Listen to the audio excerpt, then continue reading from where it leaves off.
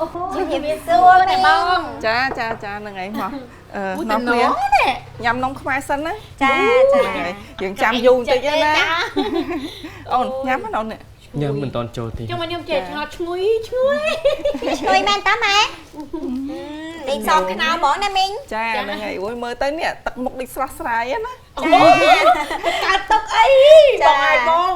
រាល់ថ្ងៃនេះបាយក៏មានហូបចាផ្ទះក៏មាននៅគ្រួសារក៏មានសុភមង្គលចាមិនគ្មានកើតទុករឿងអីទេខ្វល់តែរឿងចាពាក់គេមកមុខតើហ្នឹងហើយយ៉ាពីហ្នឹងសុបាយទាំងអស់ហ្នឹងហើយនិយាយរឿងចាពាក់ហ្នឹងណាក៏ចាពាក់ដែរតែខ្ញុំហ្នឹងក៏ចាពាក់គេដែរអីគេសុំទោសបងប្រពន្ធមេបងចាពាក់គេដែរពាក់ដែរតាអូយធម្មតាទេមនុស្សយើងបើសិនជាមានចាពាក់បានយើងចេះប្រឹងអូខ្ញុំឃើញមីងស្អាតចឹងស្មានអត់ចេះចាពាក់ចាពាក់ដែរតាពេលខ្លះទៅបងលុះម៉ូតូអីដែរតានេះចាដល់យើងចាពាក់គេចឹងបានយើងចេះប្រឹងហ្នឹងហើយចំណុចហ្នឹងខ្ញុំប្រឹងចឹងហ្នឹងបានសល់ប្រឹងហ្នឹងបាទខ្ញុំខំដាក់ចេះគេពេញហ្នឹងហ្នឹងហើយម៉ែខ្ញុំក៏ដាក់ចេះគេពេញហ្នឹងដោយសារខ្លាចអត់មានប្រឹងអត់អីចាប្រឹងហ្នឹងដល់ឥឡូវមានណាប្រឹងទៀតងាប់យើងប្រឹងចង់និយាយថាយើងខ្វះគេយើងមើលតាមសមត្ថភាពយើងដែរថាយើងសងគេរួចអត់កុំតាំងមកចេះតែខ្ចីគេអញ្ចឹងទៅយើងសមត្ថភាពយើងខ្ចីហើយសងគេអត់បានក៏ពិបាកដែរហ្នឹងហើយខ្ញុំគ្រាន់ថាវាសំណាងដែរថាយើងអត់មានទៅអីណាទៅពាក់ទៅញើគីអីញ៉ៃញ៉ៃទេខ្ញុំទៅពាក់តែឯកជនទេចាទៅមកខ្ញុំក៏មានម៉ាន4 10នាក់ហ្នឹងអូសួស្ដីបាទជំរាបសួរបាទជំរាបសួរទាំងអស់គ្នាជំរាបសួរទាំងអស់គ្នាបាទគ្រប់ជំរាបសួរលោកពូបាទជំរាបពូមានក្អីដែរក្មួយ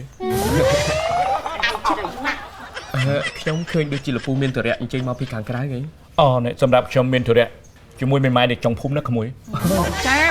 អូឯងទៅចូលចង់និយាយអញចូលតង់គេដែរអធិស្ឋានអើយអត់ទៅលោកពូនៅពេលដែលលោកពូនិយាយអញ្ចឹងក្មួយកាន់តែឆ្ងល់ទៀតហើយលោកពូមានទួនាទីអ្វីដែលត្រូវទៅផ្ទះមេម៉ាយនៅក្នុងភូមិនេះនិយាយចេះទៅក្មួយដល់ក្មួយឯងទាញចូលនេះបន្លំលោកវីដេអូលខោននិយាយពូជាចង់តាមពិតទៅផ្ទះមេម៉ាយចុងភូមិនឹងចេះ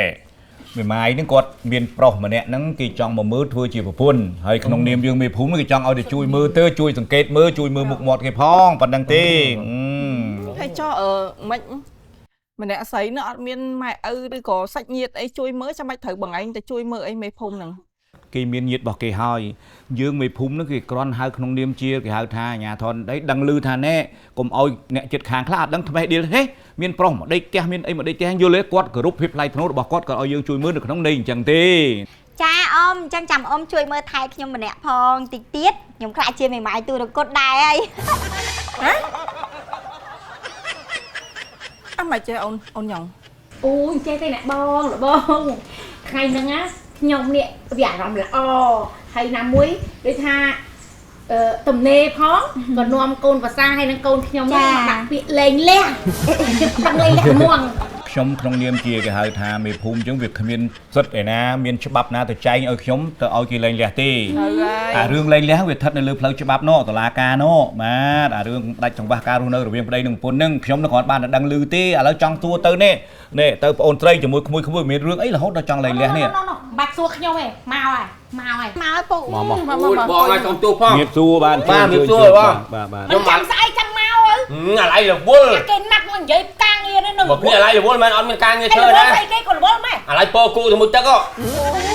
ចុកគោពួកឯងនោះក៏មហិមាម៉េចតពោទៅមួយទឹកពោកូនច្រឡំពោគូវាដាក់គូផងមើលកូនមើលចៅផងអញ្ចឹងដាក់គូផងពោកូនផងបាទអញ្ចឹងរវល់ហ្នឹងដល់អញ្ចឹងពោគូដាក់កូនម្ដងហ្នឹងហើយឥឡូវមិនហើយការងារហ្នឹងវាមិនប្រាប់ទៅនោះប្រាប់បងមេទៅថាមូលហេតុអីបានខ្ញុំដាក់កូនចៅខ្ញុំមកលែងគ្នាដោយសារតែលបងឯងហ្នឹងមកខលវាខ្ញុំមិនបានមកខំមិនមកដឹកងាយប៉ាស៊ីឈ្មោះសុទ្ធតែតួឯងនោះវាល្អណាស់អញចេះបកតែរស៊ីឥឡូវស៊ីអីហើយចូលវាមានអាក្រោយវារៀនបានពួងពោះទៅហ្នឹងហើយអាដោយសាររៀនខ្ពស់ហ្នឹងខ្ពស់អាសាលាជាន់ទី8ហ្នឹងហីបាទវារៀនល្អថ្នាក់ណារងមែននេះណាឥឡូវផ្ទះខ្ញុំសល់អីសិតតែវិនិយោគនេះវិនិយោគនោះឥឡូវផ្ទះជើងសល់2ទីមុនអាខោចឹងមករឿងដល់អញហើយណាបើមិនអញណែនាំបានល្អកូនរស់ស៊ីល្អភាសាខ្លួនឯងអូបានកូនភាសាមកដូចរស់បានដុំពេជ្រមួយដុំតែពេលរស់ស៊ីដាក់ខ្លួនឯងមកជួអញថាយកអាចដាក់ផ្ទះអូយវាមកដល់ថ្នាក់ហ្នឹងហើយប៉ុន្តែឥឡូវសួរតែសល់អីខ្លះឥឡូវនេះស្ដាប់ខ្ញុំលោកពូតាមពិតកុំស្ដាប់សម្ដីរបស់គាត់និយាយអត់តែបងឲ្យដឹងបាទខ្ញុំអរគុណលោកពូ ដល់ដំណាក់កាលនេះទៅហើយខ្ញុំប្រាប់លោកពូដូចចោះកាលពីមួយឆ្នាំកន្លះមុនខ្ញុំបានរៀបការចុះក្នុងគ្រួសាររបស់គាត់ គ្រូសាស្ត្រ ដោយគ្មានការបង្ខិតបង្ខំទេក្នុងអំឡុងពេលនោះលោកពូដឹងអត់គ្រួសាររបស់គាត់កំពុងតែដុនដាបដល់ថ្នាក់រកតបាយព្រឹកហូបក៏គ្មានដែរប៉ុន្តែខ្ញុំខំប្រឹងរកស៊ីវិនិយោគបានប្រាក់ចំណេញខ្ញុំទិញដីទិញឡានទិញផ្ទះគាត់ឲ្យខ្ញុំលក់ទ្រព្យសម្បត្តិទាំងអស់នោះរុញដាក់បន្ថែមដើម្បីយកលុយចំណេញខ្ញុំថាអ្នកម្ដាយយើងដាក់ល្មមបានហើយពាក្យចាស់លពោថាសុំកុំបំបោក្រែងម្ដងនឹងកថាខ្ញុំយកសុភាសិតនេះមកអនុវត្តគាត់ថាកុំជឿពាក្យចាស់ម្ដាយត្រូវទាំងអស់ទេគាត់ថាឆ្កែព្រោះម្ដាយខំថ្ងៃមុនគាត់ដើរទៅគាត់យកឈើចាក់ឆ្កែឆ្កែខំគាត់និយាយតែអញ្ចឹងដាក់ខ្ញុំវិញគាត់ឲ្យខ្ញុំវិនិយោគមួយថ្ងៃទៅមួយថ្ងៃរហូតប្រមូលទ្រព្យសម្បត្តិដាក់ខ្ទេចក្រោយមកវាមិនចំណេញវិនិយោគបរាជ័យខ្ញុំធ្លាក់ខ្លួនជេរប្រមាថខ្ញុំរាល់ថ្ងៃរហូតដេញខ្ញុំចេញពីផ្ទះឲ្យចេញពីផ្ទះលោកពូជួយចាប់ទេខ្ញុំជួយចាប់ណាឥឡូវចេះពូសួរកាយវិការឯងវាគេថាខឹងពេកចង់សួរថារស់ស៊ីខាតនឹងវាមូលហេតុអីដោយសារអី គ្មានមកពីអីទេលោកពូគឺមកពីការវិនិយោគលោកពូយល់អត់វិនិយោគតែគាត់មិនព្រមស្ដាប់ខ្ញុំអូខេបានឥឡូវចេះណាធម្មតាផ្ទះដៃមួយចំហៀងវាមិនលឺទេវាទល់ឲ្យយើងផ្ទះទាំងពីរបានវាលឺអញ្ចឹងអ្នកខាងម្ដាយក្មេងអូនឯងខាងភក្តិយើងអូនឯងក៏ចង់ចំណេញខាងអូនឯងក៏ចង់ចំណេញក៏ប៉ុន្តែកលៈទេសៈដែលគាត់ចង់ឲ្យវិនិយោគចង់ដាក់ទុនទៅលើនឹងវាខុសកាលយល់ទេយល់ខ្ញុំនិយាយទេការយកប្រាក់ទៅទិញដីទៅទិញនេះទិញនោះទុកលក់យកចំណេញវាជារឿងត្រឹមត្រូវឲ្យតែយើងវាច្បាស់លាស់មិនថាអញ្ចឹង ប៉ុន្តែបើសិនជាយើងដាក់វិនិយោគទុនប៉ះចំអ្នកបោកប្រាស់ហើយយើងនេះលុបលុនអញ្ចឹងទៀតហើយខ្វះការពិចារណាច្បាស់ជាជួបហន្តរាយជាមិនខានទេ រាល់ការវិនិយោគទៅបីវិនិយោគអីក៏ដោយវាតែតែជួបហានិភ័យអញ្ចឹងយើងត្រូវចេះតែគិតពិចារណាយើងត្រូវចេះថ្លឹងថ្លែងឲ្យបានត្រឹមត្រូវជាការពិតបើសិនជាយើងវិនិយោគបានត្រឹមត្រូវច្បាស់លាស់វានឹងជួយបង្កើនចំណូលរបស់យើងដែរបាទហើយការវិនិយោគនោះទៀតសោតយើងត្រូវគិតពីអ្វីដែលយើងចេះបានយើងវិនិយោគទៅវាជួបហានិភ័យក៏ទៀតដែរបើសិនទៅអមមកថាអូនរោឯងនេះក្មួយឯងចេះសោះកាទៀវហើយអូនឯងទៅបរៀនគេហែទឹកបើវិនិយោគហែទឹកវាអត់ចំជំនាញទេអញ្ចឹងវាអាចខាតបង់ច្រើនអញ្ចឹងមុននឹងវិនិយោគដាច់ខាតយើងត្រូវប្រឈមជាមួយនឹងថាត្រៀមការខាតឲ្យមុននឹងបោះទុនការរកស៊ីវាតែងតែមានខាតមានចំណេញហើយចាំទុកណាវិនិយោគខុសពីដូចអមថាយើងទៅចាក់ឆ្នោតយើងទៅលេងល្បែងអាហ្នឹងមិនមែនវិនិយោគទេណាអាហ្នឹងយើងទៅផ្សងព្រេងទេមានតែយើងទៅលេងល្បែងអាហ្នឹងក៏មិនមែនវិនិយោគដែរអញ្ចឹងយើងត្រូវចាំទុកឲ្យច្បាស់វិនិយោគឲ្យចំជំនាញណាដែលយើងចេះអញ្ចឹងខ្ញុំអរគុណលោកពូខ្លាំងណាស់ដែលលោកពូបានផ្ដល់ដំបូន្មានឲ្យខ្ញុំអ្នកម្ដាយក្មេកឲ្យខ្ញុំសុំទោសប្រពន្ធសម្លាញ់ឲ្យបងសុំទោស